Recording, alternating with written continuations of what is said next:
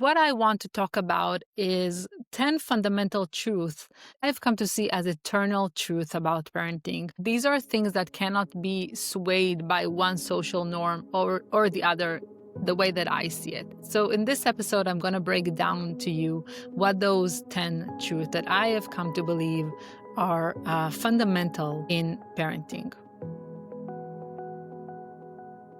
In the past, people had a clearer idea of what it means to be a parent. Today, we find ourselves being swayed to all directions with all the information that is out there on social media, on books, podcasts. We have an overflow of information about parenting. And parenting has always been swayed by social norms and political trends. If you think about the way that our parents were raised and the way that we raise our children today, it's very different. In the past, when our parents were raised, the parenting was much more controlling and authoritarian and strict, were expected to obey their parents. And this was supported by the social structure and the social norms at the time. Corporal punishment was accepted socially at that time. And the way that parents parented was very much aligned with the way that society was at that time. But as norms changed, also parenting changed. And today the styles of parenting vary. We have helicopter parents. We have parents that are very concerned about their kids' safety. We have tiger parents who have very high expectations from their kids academically, and they want to raise high achievers. We have conscious parents. We have gentle parents. We have all these different ways and styles of parenting, and each one of those parenting styles has some truth to it and has some advantages and has some disadvantages. It speaks more to one person than another. What I want to talk about is 10 fundamental truths I've come to see as eternal truth about parenting. These are things that cannot be swayed by one social norm or the other, the way that I see it. So in this episode, I'm going to break down to you what those 10 truths that I have come to believe are fundamental in parenting. The first is that parenting is based on attachment. According to Gordon Neufeld in his book, Hold On to Your Kids, attachment is the deep instinctual bond that makes children orient towards,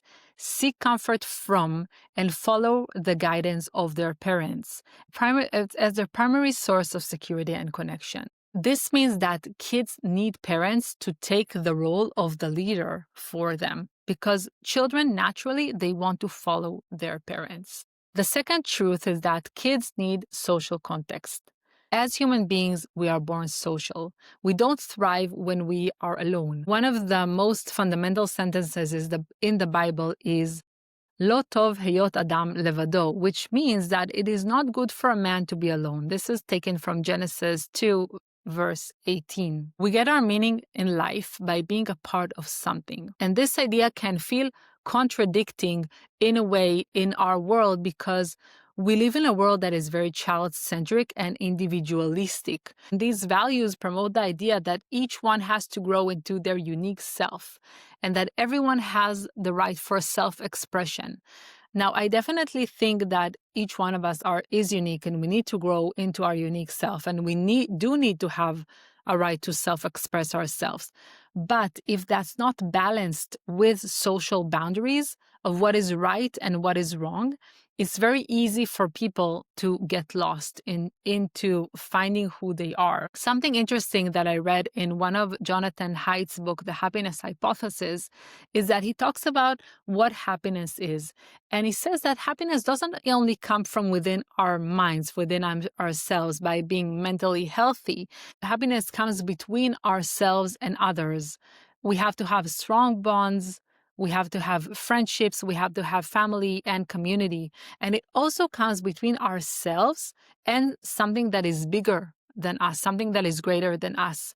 That gives us a sense of meaning and purpose, a sense of spirituality, and a sense of us being able to contribute to something that is beyond ourselves. The third point is that the relationship between a child and a parent is not equal but hierarchical. This is not because our kids are less than us. are worth less than us, it doesn't mean that they're not equal to us as humans. It is because they are immature. It is because their brain isn't developed. They are helpless and they need us in order to help them grow. We are the adults in the relationship. And when everyone knows their place in the family, everything flows much more easily in the home. The fourth point is that parents' authority comes from trust. One cannot command their authority on another person. When people do what they're told out of fear, that isn't authority. That is power and control. The parental authority has to be based on trust.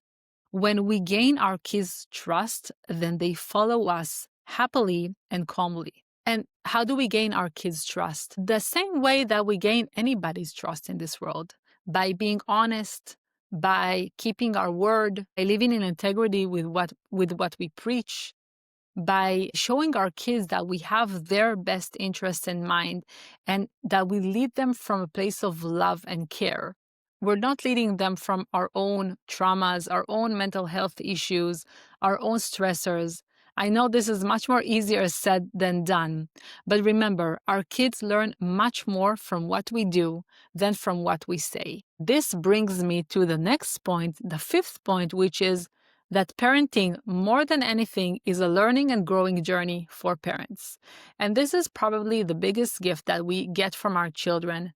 They give us the opportunity to grow up and mature and develop ourselves.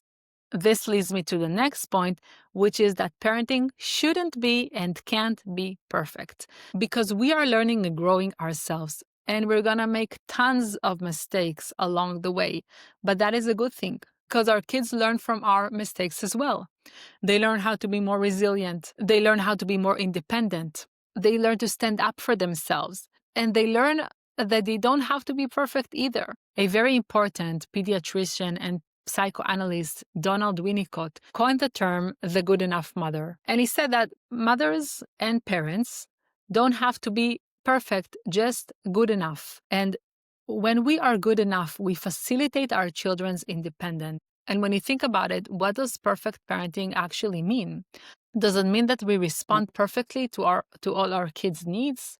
Does it mean that we give them everything that they want?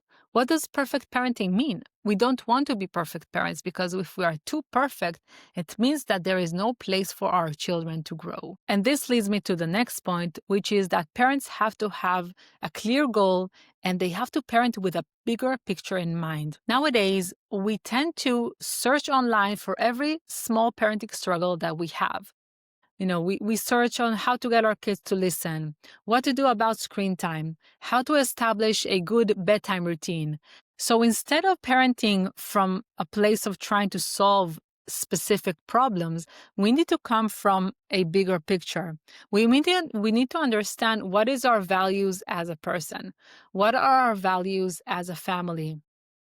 We want to focus on establishing a good family culture. When we establish that family culture, when we establish our family values, all the decisions of the day-to-day, all the small things that we deal with and all the questions that we have, the answers are going to stem from that bigger picture that we have in mind. And when we come from that bigger picture, we're not swayed to any direction by, this trend or this influencer and that influencer and all that noise and all that hecticness just makes us feel insecure as parents. But if we take a step back and embrace the bigger picture, understand who we are, understand what our goal is, then it's much easier for us to parent in a much more calm and coherent way, and our kids feel that. The next truth is that kids need to feel a sense of belonging. We all as humans have a very deep need to feel a sense that we belong to something. This comes from a very primitive place that we know that we cannot survive on our own. And this is especially true for children because they are completely dependent on their caregivers for survival.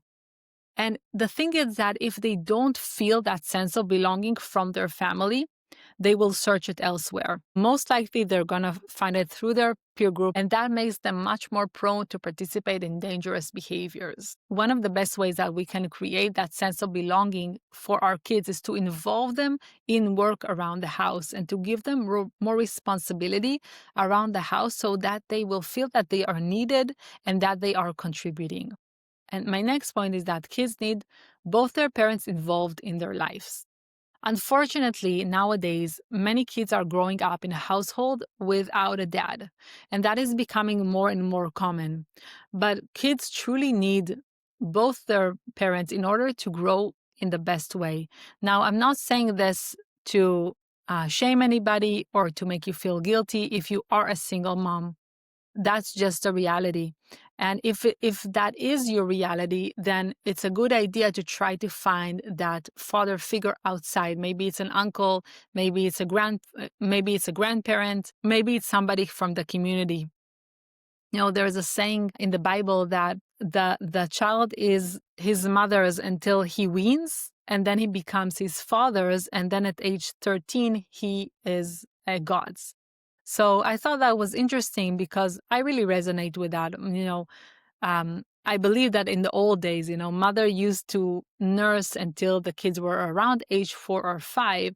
And that is exactly the time frame where kids need that one-on-one nurturance from their mother. They need their mother's protection. And then when they turn 4 or 5 years old, they need to gradually be exposed to more challenging things and be exposed to the world. And that's what the father is good at.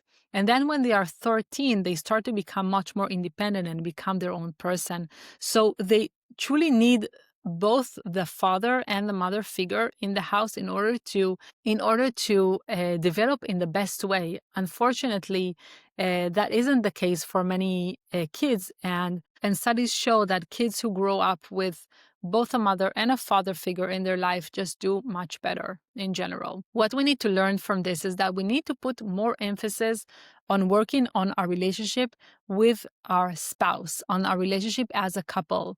And we need to put that relationship in the top priority because that is the first thing that gets neglected when we have kids. And it's actually a paradox because we are neglecting the relationship for our kids because we have kids. But the best thing that we can do for our kids is to nurture the relationship that we have as a couple because we want to model for them what a good relationship looks like. They feel safe when they know that both their mother and their father is part of their life. And this leads me to our last point, which is that kids grow from challenge and adversity. We have come to believe in our society that we need to protect our kids from adversity and shield them from difficult emotions and hard feelings and negative feelings. But the truth is that the only way that they can grow and mature is by overcoming hard things. This is the only way that they become resilient, and is the only way that they learn that they have what it takes within them to deal with life's challenges.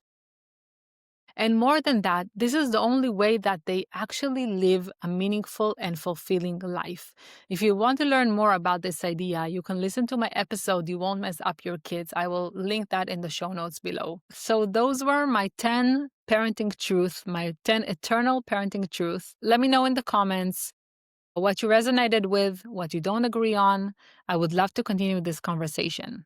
Talk to you soon.